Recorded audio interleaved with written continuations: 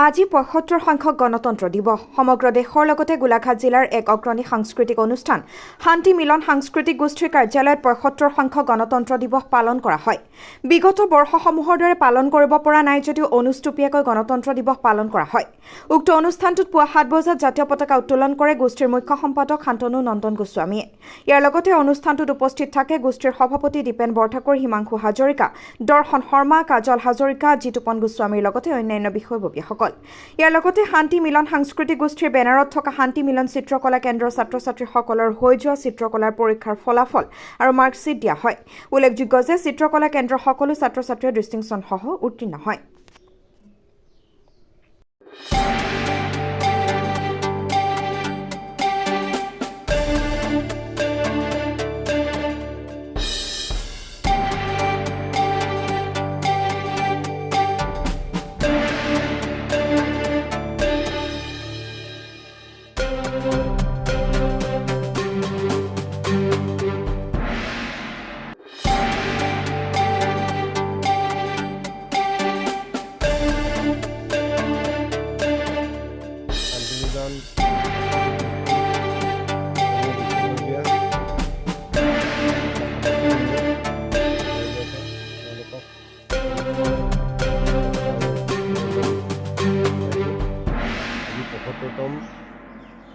গণতন্ত্ৰ দিৱসৰ উপলক্ষে আমি প্ৰতি বছৰৰ দৰে এই বছৰো এই পতাকা উত্তোলন কাৰ্যসূচীভাগ আৰম্ভ কৰিবলৈ লৈছোঁ।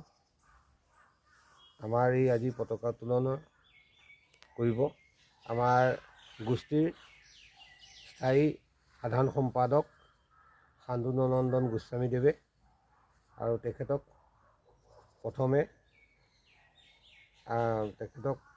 আগবঢ়াই আনিবৰ কাৰণে মই আজিৰ এই ৭৫তম গণতন্ত্ৰ দিৱসৰ পবিত্ৰ ক্ষণত সদৌতিলৈকে শ্ৰদ্ধা আৰু সেৱা আগবঢ়াইছোঁ। ভাৰতবৰ্ষৰ সময়ত ১৯৩০ চনত আৰম্ভ কৰা আজিৰ এই ২৬ জানুৱাৰী দিনটোতে ভাৰতৰ প্ৰথম আৰম্ভ কৰা হৈছিলে, আৰু এই দিনটোৰ প্ৰতি মহত্ব ৰাখি আমি আজি গণতন্ত্ৰ দিৱস হিচাপে পালন কৰি আহিছোঁ। আজি ভাৰতবৰ্ষৰ ৭৫তম গণতন্ত্ৰ দিৱস। এই পবিত্ৰ শুভক্ষণত সমূহ ভাৰতবাসীক, যিসকলে ভাৰতবৰ্ষৰ স্বাধীনতা আন্দোলনত ভাৰতবৰ্ষক ব্ৰিটিছৰ পৰা স্বাধীন কৰিবলৈ অহোপুৰুষাৰ্থ চেষ্টা কৰিছিলে, তেওঁলোকক সহস্ৰ প্ৰণিপাত জনাইছোঁ। আৰু